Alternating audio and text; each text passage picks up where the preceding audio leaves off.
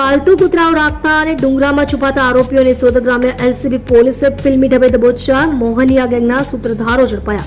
ગુજરાત રાજ્યમાં લૂંટ, ધાડ અને ઘરફોડ, ચોરી જેવી ગંભીર ઘટનાઓને અંજામ આપતી કુખ્યાત મોહનિયા ગેંગને પકડવામાં સુરત જિલ્લા એલસીબીને મોટી સફળતા મળી છે. રાજ્યના 15 જેટલા ગંભીર ગુનાઓમાં વોન્ટેડ આ ગેંગના મુખ્ય સૂત્રધાર સહિત 3 શખ્સોને પોલીસે ફિલ્મી ઢબે દાહોદ જિલ્લાના ઉંડાર ગામેથી ઝડપી પાડ્યા છે.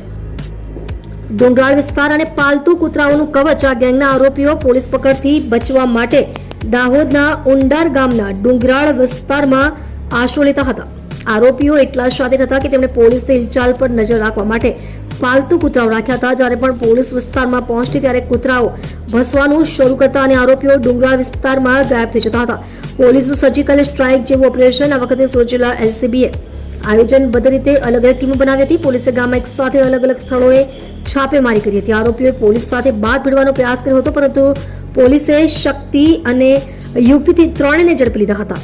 દલિયો ઉર્ફે ગાંડો કાળુભાઈ મોહનિયા, દિલીપ કાળુભાઈ મોહનિયા, કલ્પેશ પરશુભાઈ મોહનિયા ઝડપાયેલા આરોપીઓના નામ છે. રાજ્યભરમાં ગુનાહિત ઇતિહાસ, પકડાયેલા આરોપીઓ ગાંધીનગર, ચિલોડા અને પેથાપુર, વડોદરા અને અન્ય વિસ્તારોમાં 9 જેટલા ગંભીર ગુનાઓમાં વોન્ટેડ હતા.